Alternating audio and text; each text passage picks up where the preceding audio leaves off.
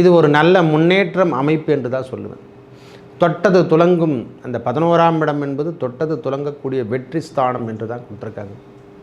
ஒரு மனுஷனுக்கு தேவைகள் பூர்த்தி செய்யக்கூடிய காலங்களாகவும் 11ஆம் இடத்துல சுக்கிர பகவான் இடம்பெயர்ந்து காணப்படுவது, அதுவும் சந்திரன் வீட்டில். அதை தான் சொன்னேன், காதல் என்பது சொல்லக்கூடிய அமைப்பை சந்திரனையும் குறிக்கும். ஒரு மனுஷனுக்கு தெளிவில்லாத நிலைமையில் இருந்தானா, இது வரைக்கும் காதலில் பிரச்சனை இருந்திருந்தாலும், அந்த காதலில் குழப்பம் இருந்தாலோ, நாம் திருமணத்துக்கு ஏற்பாடு செய்ய முடியல ரொம்ப கவலைப்பட்டிருந்தாலோ, கன்னிராசி காலங்கள் இது ஒரு திருமணம் காலங்கள் உகந்த காலங்களாகும். ஒரு மனுஷனுக்கு நிறைவேற்றக்கூடிய காலங்களாகும். அந்த ஆசையை நிறைவேற்றும் சொல்கிறோமில்ல, அந்த ஆசையை நிறைவேற்றி வரக்கூடிய காலங்களாக இந்த காலம் இருக்கப்பெறும். அதுவும் இல்லாமல் இதுவரைக்கும் தேவைகள் பூர்த்தி செய்யாமல் இருந்தால், ஐயா நான் வேலை போல வெளியே போல எதுவுமே எனக்கு கிடைக்கல, நானும் வெறுத்து வாழ்க்கையை ஒதுங்கி நிற்கிறவங்களுக்கு, பற்றற்ற வாழ்க்கையில் ஐயா எங்களுக்கு எதுவுமே கிடையாதுங்க, நான் நல்லாவே இல்லைன்னு சொல்கிறவங்களுக்கு கூட இந்த காலம் உகந்த காலங்களாக கோச்சார ரீதியாக சுக்கிர பகவான் 11ஆம் இடத்துல வரும்பொழுதெல்லாம் நல்ல அமைப்பினை கொடுத்து, இது வரைக்கும் இல்லை திடீர் அதிர்ஷ்டம் என்று சொல்கிற மாதிரி லாட்டரி யோகம் என்று சொல்கிறோம் இல்லை, திடீர் பணவரவு ஏற்படுத்தி தரப்போகிறார். விக்னேஸ்வராய நமக. வெற்றிவேல் முருகனுக்கு அரகரோகரம். அரகர நம பார்வதி பதையே. அரகர மகாதேவா. தென்னாடுடைய சிவனே போற்றி, எந்நாட்டவர்க்கும் இறைவா போற்றி போற்றி. உங்கள் அபிமான அனந்தலை வாழ் ஜோதிடர் வேலாயுதத்தின் நன்றி கலந்த வணக்கத்தை தெரிவித்து கொண்டு இந்த பதிவினை காண இருப்பது என்னவென்றால், சுக்கிர பெயர்ச்சி. இதுவரைக்கும் மிதுனத்தில் இருந்தார். மிதுனத்திலிருந்து கடகத்துக்கு இடம்பெறக்கூடிய காலங்கள் எவ்வாறுன்னு சொன்னால், 7/7/2024 முதல் 1/8/2024 வரைக்கும் 26 நாட்கள் ஒவ்வொரு ராசிக்கும் எவ்வாறு பலாபலங்களை வருவார் என்று பார்ப்போம் வாருங்கள். எனது அன்புள்ளம் கொண்ட கன்னிராசி நேயர்களே, இந்த சுக்கிர பெயர்ச்சி 7/7/2024 முதல் 1/8/2024 வரைக்கும் எவ்வாறு நம்மளுக்கு பலாபலம் கொடுக்க போகிறாரு. இது வரைக்கும் மிதுனத்தில் இருந்தாருங்க ஐயா, அவர் இடம்பெயர்ந்து கன்னி, அதாவது கடகம் என்று சொல்லக்கூடிய வீட்டுக்கு இடம்பெயர்ந்து விட்டார். 26 நாட்கள் கன்னிராசிக்கு எவ்வாறு பலாபலங்கள் வழங்க போகிறார். நமக்கு 2ஆம் அதிபதி அவரே தான், அதுவும் இல்லாமல் 9ஆம் அதிபதி என்று சொல்லக்கூடியவரும் அவர் தான், மகாலட்சுமி என்று சொல்கிறவரும் அவர் தான். சுக்கிரன் வேறல்ல, சுகபோகம் வேறல்ல. ஒரு மனிதனுக்கு சுக்கிரம் கெட்டு விட்டால் சுகபோகம் கெட்டுவிடும் என்று தான் சொல்லுவாங்க. அந்த சுக்கிர பகவானே இப்பொழுது நம்மளுக்கு 10ஆம் இடம் என்று சொல்லக்கூடிய ஜீவனஸ்தானத்திலிருந்து 11ஆம் இடம் என்று சொல்லக்கூடிய லாபஸ்தானத்துக்கு இடம்பெயரக்கூடிய காலங்களாகும். இதுவரைக்கும் லக்ஷ்மி கடாட்சம் நம்மளுக்கு கிடைக்கலனா லக்ஷ்மி கடாட்சம் கிடைக்கின்ற காலங்களாகும். இந்த 26 நாட்கள் சுகபோகத்தை கொடுக்க போகிறார் ஐயா. கன்னிராசி இந்த முறை நல்ல பயிற்சி என்று சொல்கிற மாதிரி நம்மளுக்கு சுக்கிர பகவான் இடம்பெயர்ந்து காணப்படுவதும், ஏற்கனவே குரு பகவான் இடம்பெயர்ந்து காணப்படுவதும், புத்திர பாக்கியம் இல்லாதவருக்கு புத்திர பாக்கியம் கிட்டக்கூடிய காலங்களாக கன்னிராசிக்காரங்க தயவு செய்து நீங்கள் கேளுங்க. புத்திர பாக்கியம் இல்லை என்றால் இந்த முறை பகவான் குரு பகவான் பார்த்தாலே குருபாக்க கோடி நன்மை என்றல்லவா. இவரும் குரு தான், தேவகுரு, இவர் அசுரகுரு.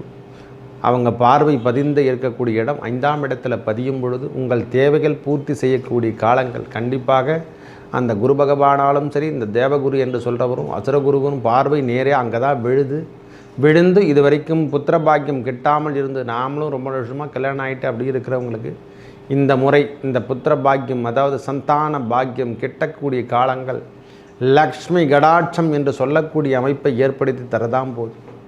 ஏன்னா சுக்கிரனை வைத்து தான் சுகபோகம், அந்த காமம் என்று சொல்லக்கூடிய அமைப்பையும் அங்கே தான் உருவாக்குறோம். அதாவது ஃபஸ்ட் நைட் சொல்கிறோம் இல்லை, முதல் இரவு என்று சொல்லக்கூடியதுக்கு அந்த சுக்கிர ஓரையை பயன்படுத்தி தான் நாங்கள் அனுப்புகிறோம் ஐயா. குறித்து கொடுக்குற நாளே அந்த சுக்கிர ஓரை தான் இரவு நேரத்தில் நாம் குறித்து கொடுக்கறது. சுக்கிரன் இல்லையேன் சுகபோகம் இல்லை. கன்னி ராசிக்கு இது ஒரு யோகம் தரக்கூடிய காலங்களாக 11ஆம் இடத்தில் இடம்பெறார். திருமணம் சார்ந்த விஷயங்கள், அந்த காதல் திருமணம் என்று சொல்கிறோம் இல்லை, அதாவது விரும்பி திருமணம் செய்வது, ஆணும் பெண்ணும் விரும்பி செய்யக்கூடிய திருமணம் இந்த முறை அவங்களுக்கு நல்ல ஈடு கொடுக்கின்ற காலங்களாகும்.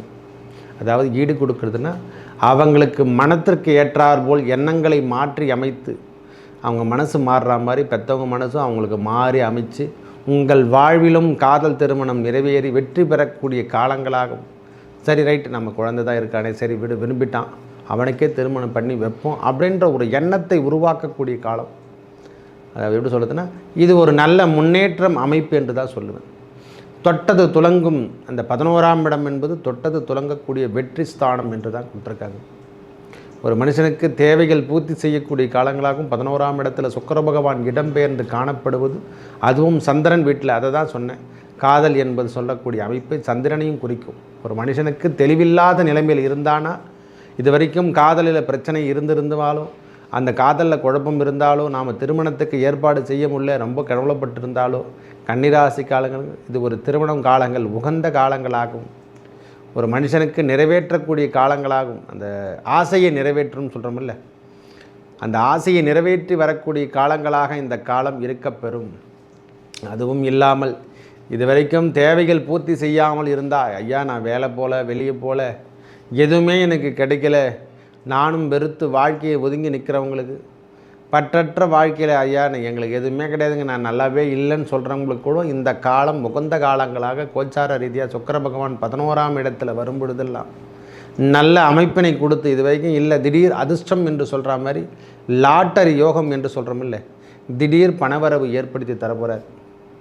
ஒரு பணவரவு திடீர்னு பணவரவுனா திடீர்னு எப்பனா ஒரு டைம் தான் கிடைக்கும். அதெல்லாம் இந்த சுக்கிர பகவானால் ஏற்படக்கூடிய காலங்களாக இந்த கன்னிராசிக்காரங்களுக்கு 11ஆம் இடத்தில் இடம்பெயரக்கூடிய சுக்கிர பகவானால் லாட்டரி யோகம், அதாவது திடீர் அதிர்ஷ்டம் என்று சொல்கிறோம். அதுவாக வரும், அது போய்டும், அது வேறு விஷயம்.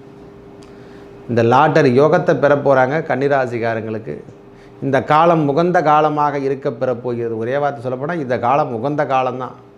மனிதனின் தேவையை பூர்த்தி செய்ய போகுது. உங்கள் தேவைகள் எல்லாமே பூர்த்தி செய்யக்கூடிய காலங்கள். மனசு லேசாக இருக்க போதுங்க. இது வரைக்கும் லேசாக இல்லைன்னா அவை எல்லாம் லேசாக மாறப்போகுது. மனம் சார்ந்த விஷயங்களாகட்டும், உடல் சார்ந்த விஷயங்களாகட்டும், அதாவது மனசுக்கு தேவையான அளவுக்கு நாம் எதனா ஒரு செயல் செஞ்சு அதில் நாம் முன்னேற்றமாகி பெரிய வெற்றி பெற்றால் அதனுடைய திடகாத்திரமே வேறு. நாம் செய்கிற வேலையில் ஒரு கண்ணியும் கட்டுப்பாடோடு நம்ம வாழ்ந்துட்டுருக்கோம். கன்னிராசியை பொறுத்த வரைக்கும் ஓரளவுக்கு பரவாயில்லை, மனதுக்கு திம்மதிலாம் இனிமேல் தொந்தரவுலாம் இனிமேல் விலகக்கூடிய காலம்தான் சாமி. கன்னிராசியை பொறுத்த வரைக்கும் இது வரைக்கும் தொந்தரவோடு வாழ்ந்துருந்ததும் கூட இனிமேல் தொந்தரவு விட்டுட்டு விலகிட்டு தூரம் தான் போகிறாங்க. தொந்தரவு எங்கே போச்சுன்னு கேட்பாங்க. அதாவது இவையெல்லாம் எங்கே சென்றது, நம் தொந்தரவுகள் காலங்கள் எல்லாமே நம்மளை விட்டுட்டு விலகிடுச்சு, எப்படி விலகிடுச்சுன்னு தெரியாமல் மூச்சிட்டு இருக்க போகிறாங்க. ஏன்னா இந்த 11ஆம் இடத்தில் இடம்பெயரக்கூடிய சுக்கிர பகவானால் அவங்க தேவைகள் அனைத்தையும் பூர்த்தி செய்யப்படுறார். ஒவ்வொரு நாளும் ஒவ்வொரு தேவை பூர்த்தி செய்யப்படுறாங்க.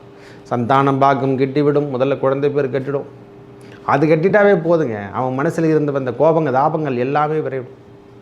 அதுவும் இல்லாமல் லக்ஷ்மி கடாட்சம் என்று சொல்லக்கூடிய அவர்கள் தேவையோ லக்ஷ்மியோ லக்ஷ்மி சார்ந்த விஷயத்திலேயோ மகாலட்சுமி யோகம் பெறக்கூடிய காலங்களாகும். திடீர் அதிர்ஷ்டம் என்று சொல்லக்கூடிய அமைப்பு இது வரைக்கும் பெரியவங்க சொல்கிறோமில்ல, மூத்தவர் என்று நம்ம வீட்டில் பெரியவங்க யாருன்னா இருந்தாங்கன்னா அவள் உடல்நிலையத்தில் மட்டும் சற்று கவனத்தை எடுத்துக்கொள்ளுங்கள். பெரியவங்க இருந்தால் தாத்தா பாட்டின்னு சொல்கிறோமில்ல, அவங்களுடைய உடல்நிலையில் சற்று கவனங்களை எடுத்துக்கொள்ளுங்கள் இந்த காலத்தில். மற்றபடி எந்த தொந்தரவும் இந்த கன்னிராசிக்காருக்கு இடம்பெயராது. தேவைகள் அனைத்தையும் பூர்த்தி செய்ய போகிறாங்க. வண்டி வாகனங்கள் வாங்கக்கூடிய பாக்கியம் கண்டிப்பாக கிட்டுங்க. திடீர்னு வண்டி வாகனங்கள் வாங்குற மாதிரியோ, காரு வாங்குற மாதிரியோ, லக்ஸரி வாழ்க்கை வாங்குற மாதிரியோ நம்மளுக்கு காண்ற மாதிரியே தெரியும். திடீர்னு பார்த்தா 2 வீலர் வாங்கிட்டு இருப்போம், திடீர்னு பார்த்தா கார் வாங்கிட்டு இருப்போம். என்னென்ன தேவைகள் வீட்டில் என்னென்ன தேவை வாங்கணுமோ அதெல்லாம் பூர்த்தி செஞ்சிடும். தேவைகள் பூர்த்தி செய்யக்கூடிய காலங்களாகவும் லக்ஷ்மி கடாட்சம் தொட்டது துலங்கக்கூடிய காலங்களும் வேலையில் செஞ்சிங்கன்னா அது இரட்டிப்பு மடங்கு நம்மளுக்கு லாபம் தரா மாதிரியும். செய்யும் தொழிலில் லாபம் என்று சொல்கிறோமில்ல, தொட்டது துலங்கணும். ஒரு மனுஷனுக்கு தொட்டால் அது துலங்க வேண்டும். இப்போ கூட நான் வீடியோ கொடுக்குறேன்னா இதை நிறைய பேர் பார்த்து லைக்ஸ் பண்ணி போடுறோமில்ல, அதே மாதிரி அந்த லைக்ஸ் கொடுக்குற மாதிரி ஒரு மனுஷனுக்கு வியூஸ் போகிற மாதிரியோ அந்த தொட்டது துலங்கக்கூடிய காலங்களாக இந்த காலம் அமைய பெறப்போது. கன்னிராசி சுக்கிர பகவான் 11ஆம் இடத்தில் இடம்பெயர்ந்து அவங்க தேவை சார்ந்த விஷயமோ, இது வரைக்கும் வேலை அமைப்பில் எதனா பிரச்சனைகள் இருந்தால் அவையெல்லாம் நின்முறக்கூடிய காலங்களோ, இரவு தூக்கம் இல்லாமல் வாடிக்கொண்டிருக்கிறவங்களுக்கு இது ஒரு நல்ல அமைப்பையா. நல்லா இரவு நேரம் நல்லா தூங்க போகிறீங்க, தூக்கம் மாத்திரலாம் தேவையில்லை. நல்ல அமைப்போடவும் பிரச்சனையிலேருந்து நீங்கள் வெளிவந்தா மாதிரி காண்ற மாதிரியும் கனவுகள் வருகின்ற காலங்களாகும். நல்ல கனவுகள் வருகின்ற காலமும். இளைய சகோதரன் சகோதரிக்கிட்ட பிரச்சனைகள்லாம் அதெல்லாம் விட்டுட்டு விலகிட போகுது. மனைவி சார்ந்த விஷயத்தில் எந்த தொந்தரவும் கிடையாது, கடன் சார்ந்த விஷயத்திலையும் எந்த தொந்தரவும் இல்லாமல் நாம் வாழ தான் போகிறோம் அந்த 26 நாட்கள். மேலும் நல்லதெல்லாம் நடக்க இறைவன் முருகப்பெருமானையும் அந்த ஏழுமலையான் என்று சொல்லக்கூடிய வெங்கடாஜலபதி வணங்கி வர உங்கள் வாழ்வில் ஏற்பட்ட துன்பங்கள் அனைத்தும் விலகி நல்லதே நடக்கும். நன்றி, வணக்கம்.